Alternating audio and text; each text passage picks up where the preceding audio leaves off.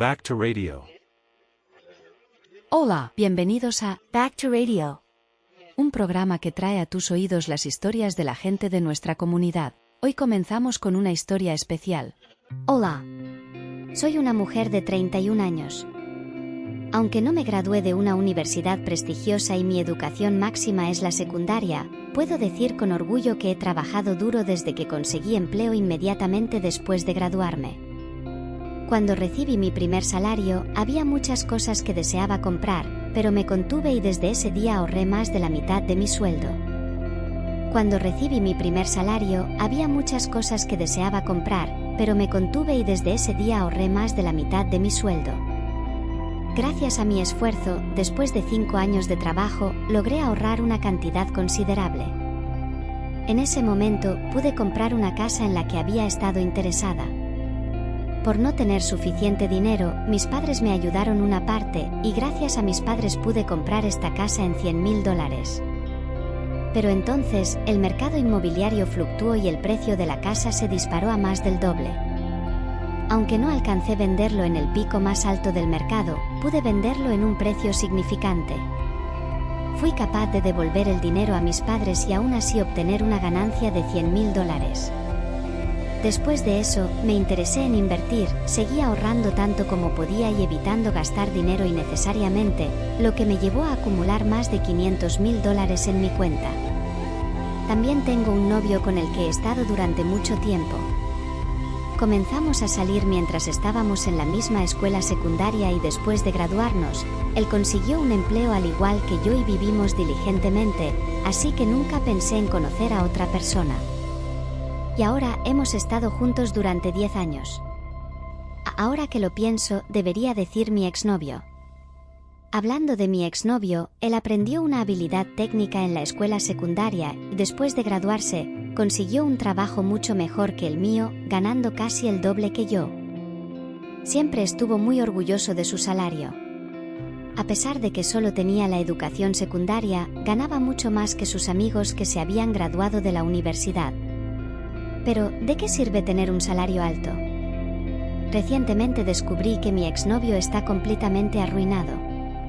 Si bien me gustaba su actitud optimista y relajada, eso no significa que no cometiera errores. Como habíamos estado saliendo durante tanto tiempo, incluso conocí a su madre en varias ocasiones. Fue un día cualquiera. Era el cumpleaños de la madre de mi novio y habíamos planeado cenar con la familia de mi novio. Esa mañana, el día del cumpleaños de su madre, de repente no pude contactar a mi novio y comencé a buscarlo por todas partes.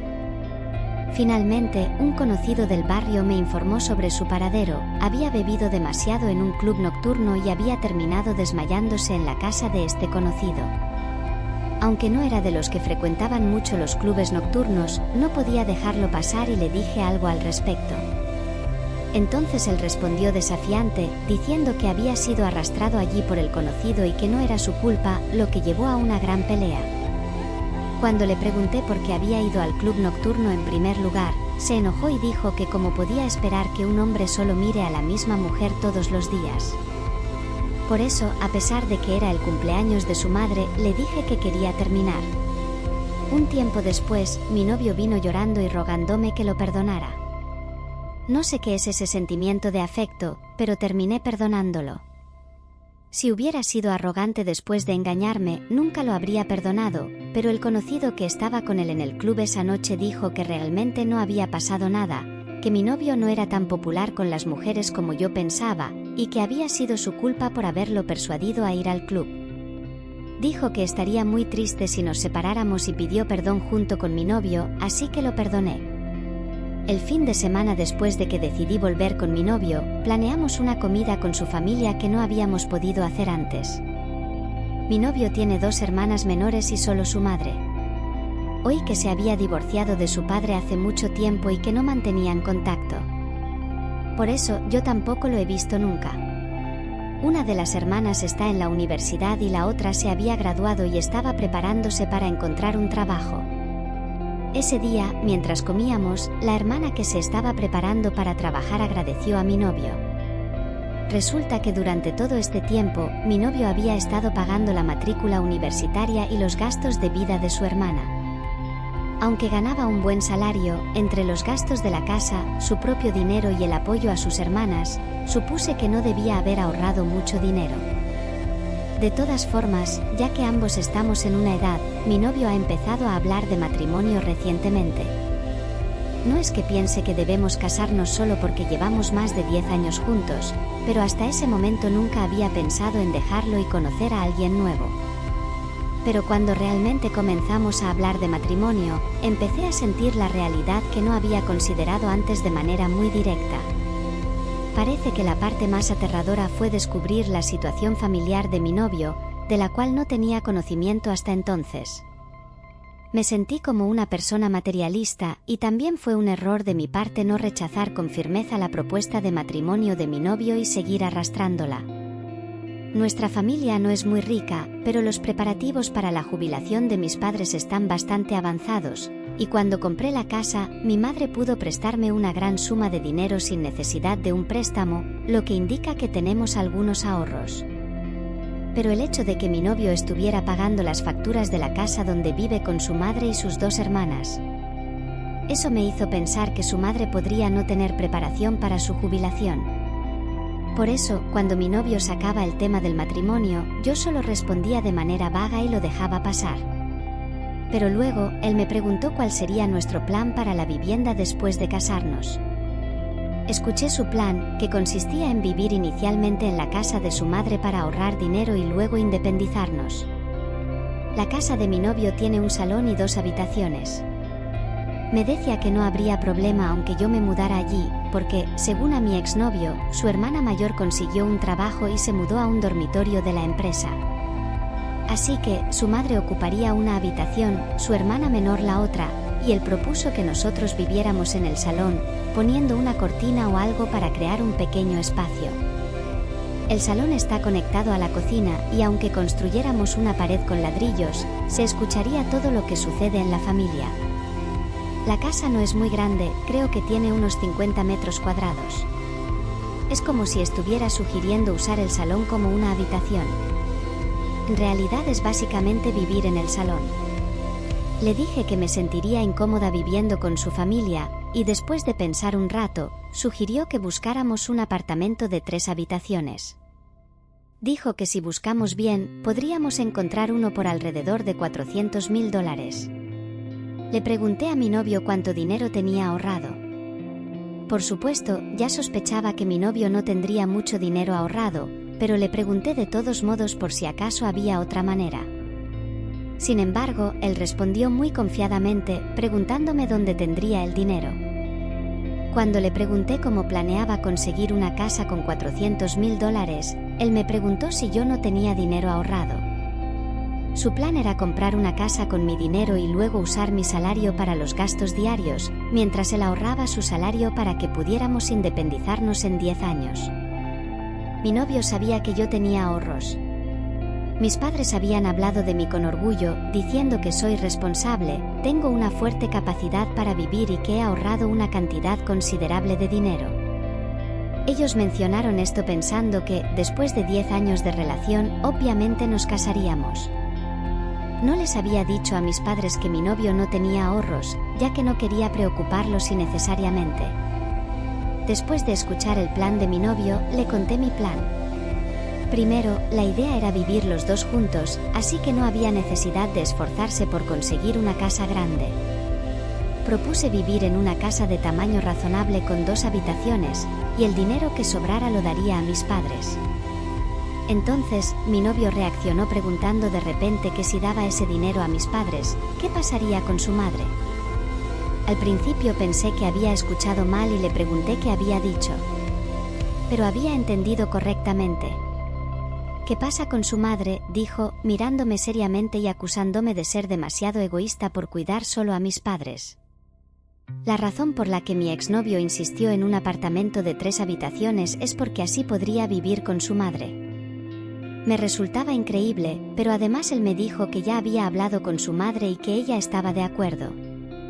La situación ya estaba acordada con su madre, y si ahora le decía que busquemos un apartamento de 2 habitaciones y que no podemos vivir con su madre, él preguntaba qué haría él y dónde viviría su madre. Si le decía que definitivamente no podemos vivir con su madre y que quería vivir solo nosotros dos en un apartamento de 2 habitaciones, él sugirió que después de encontrar un apartamento de 2 habitaciones, podríamos dar el dinero restante a su madre. En ese momento realmente me quedé sin palabras. Si hacía eso, su madre me vería con muy buenos ojos, decía él con total confianza, algo que me parecía completamente absurdo. A esta altura ya empezaba a dudar de su cordura. Cuando le pregunté por qué debía darle el dinero destinado para la jubilación de mis padres a su madre, él dijo que mis padres ya tenían sus preparativos para la jubilación, pero su madre no tenía nada para la suya. Así que, ¿por qué estaba buscando el fondo de jubilación de su madre en mí?, le pregunté. Entonces, él empezó a hacer un berrinche, diciendo que él también le daría dinero a su madre. Como de todas formas tenía planeado darles el dinero restante a mis padres después de comprar nuestra casa, le dije a mi novio que si tenemos una casa, podemos empezar a ahorrar de nuevo, así que si tiene ahorros, que se los dé a su madre. Cuando le dije eso, finalmente me confesó que no tenía dinero ahorrado. Si no tiene ahorros, no puede darlos. ¿Por qué seguía insistiendo en eso conmigo?, le pregunté. Me dijo que siempre había querido usar mi dinero para comprar una casa y dar el resto a su madre, pero no había encontrado la manera de decírmelo. Sonriendo astutamente, se preguntaba qué hacer ahora. Realmente quería abofetearlo. Le pregunté si hablaba en serio sobre dar el dinero restante a su madre, y él me dijo que en realidad nunca había pensado en otra cosa que no fuera vivir en un apartamento de 3 habitaciones con su madre, y que nunca tuvo la intención de darle a su madre el dinero de su novia.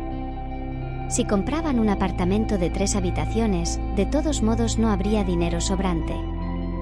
Solo mencionó dar el dinero restante a su madre porque la discusión se intensificó y se le ocurrió en el momento.